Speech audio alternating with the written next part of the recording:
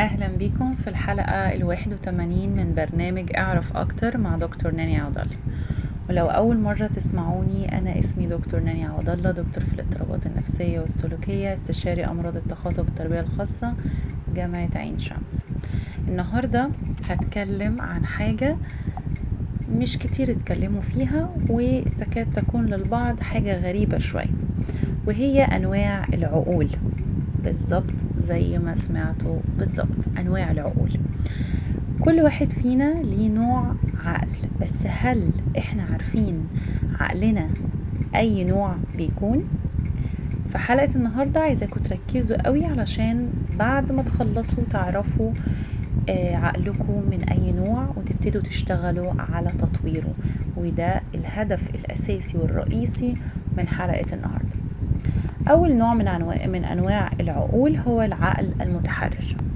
العقل المتحرر يعتبر النوع ده من العقول الأكثر تفتحا، يعني من الممكن أن أنت تناقش صاحب هذا العقل وتتفاعل معاه، علشان بيتقبل الآراء المعارضة ليه بشكل كويس وبصدر رحب.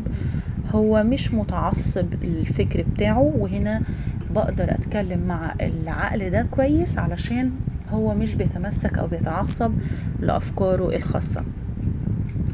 وكمان لو هو على غلط، يعني معترف بغلطته، ما بيحاولش يداري غلطته او ان هو يقعد يتناقش عشان يخبي عليها. بالعكس، ده هو بيعترف بخطأه يعني. علشان كده هو من الافضل من انواع العقول في التعامل والتفاعل معها. طيب لو هو كان على صواب، بيعمل ايه؟ بيدافع عن رأيه، لكن من غير انه يتعدى على حق الطرف الاخر، وبيحترمه وبيحتفظ بأسلوبه اللبق لغاية ما بيخلص الكلام. ده أول نوع من أنواع العقول، العقل المتحرر. تاني نوع هو العقل المتقلب.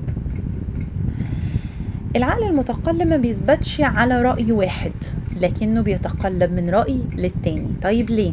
لأنه بيعتمد على مصدر متأسفة، لأنه ما بيعتمدش على مصدر ثابت أو معلومات محددة، فبالتالي بينتقل من فكرة لأخرى بشكل غير منظم، علشان هو دايما قلقان وغير ثابت. والأمر ده بيخليه لما تيجي تتناقش معاه بتكون المناقشة صعبة شوية وملهاش فايدة قوي. ده العقل المتقلب. العقل المتعصب بقى، وده ثالث نوع، ده يصعب النقاش معاه. ليه؟ لأنه ما بيعترفش بصحة آراء الطرف الآخر، وبيعتقد بأن الآخر دايما على خطأ، وأنه هو الوحيد صاحب التفكير الصحيح. كمان بيدخل المناقشة بصوت عالي علشان يضغط على الطرف الآخر أنه يخضع لرأيه، وعشان يثبت رأيه حتى لو كان على خطأ. فالأمر ده بيخلي المناقشة صعبة جدا، وفي رأيي أنا هي حاجة يعني ضياع للوقت، ملهاش أي قيمة يعني. في كمان العقل المتحجر. العقل المتحجر بيبقى بيقف التفكير فيه عند حد معين، ما بيقدرش يتجاوز هذا الحد من التفكير، وبيفضل متشبث بتفكيره جدا، ما بيحاولش يخرج من تفكيره للعالم المحيط. وده اللي بيخليه أغلب الوقت بيبقى قاعد ساكت ومش عايز يدخل في مناقشات مع الطرف الآخر. في كمان العقل الجاهل. بيظن العقل الجاهل إنه وصل إلى أعلى مراتب في كل شيء. بيعتقد إنه مش بحاجة إلى معلومات الناس اللي حواليه، ولا إنه يتعلم، ولا إنه يقرأ، وبيشوف إن كل ما لديه بيكفيه جدا للدخول في أي نقاش.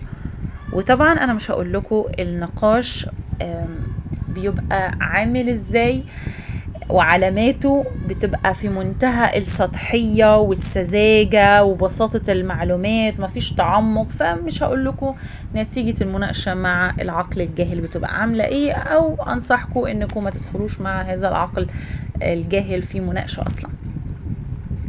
كمان عندنا العقل الجبان. العقل الجبان بيكون ممتلئ بالمعلومات، إلا إنه ما بيشاركش الحديث مع الناس اللي حواليه ولا بيناقشهم، بيخاف من مواجهتهم، بالإضافة إلى أنه بيتجنب الحديث في القضايا الكبيرة زي القضايا الدينية أو السياسية وما شابه. ما بيشاركش إلا في الأحاديث اللي بيشوفها إن هي بسيطة، مفيش فيها أي ضرر، علما انه بينه وبين نفسه ما بيكونش راضي قوي عن هذه التصرفات. كمان عندنا العقل المزدوج، يعتبر العقل المزدوج من اخطر الانواع. طيب ليه يا دكتور؟ علشان هو بيدعو للحوار وبيناقش الاخرين بطريقة متحضرة، كونوا قوي الحجة، وبيقف في وش التعصب والتطرف، الا انه في الواقع ما بيكونش مقتنع باللي بيقوله او بيعمله. طيب ده بيظهر بشكل واضح في طريقة تعامله مع الأشخاص المقربين ليه. العقل الرجعي أو البعض بيقول عليه المتخلف، خلينا نقول الرجعي، بيعيش العقل الرجعي على الخرافات، بالإضافة إلى أنه ما بيؤمنش أصلا بالعلم، يعني هم في حتة تانية خالص، شايفين أن التطور ده شيء بيخالف الدين أصلا، عشان كده هم بيحاولوا يحاربوه، ومش بس كده بيحاولوا كمان يلغوه. وكمان بيصدق اللي بيصدر من أنصاف المتعلمين، وبيشوف ان اقوالهم دي حقيقية جدا، علما انه تلاقيه واقف في وش المرأة، بيمنعها من هي تاخد حقوقها، بيمنعها من المشاركة في جوانب الحياة المختلفة، ومش بس كده، ده بيلغي دورها وبيلغي أهميتها في المجتمع. وما أكثر هذه العقول أمامنا يوميا في مجتمعاتنا. لو وصلتوا لنهاية الحلقة بشكركم جدا، وما تنسوش تتابعونا على دكتور ناني عوض الله على فيسبوك، تيك توك، يوتيوب، وكمان قناتنا على التليجرام. وشكرا لحضراتكم.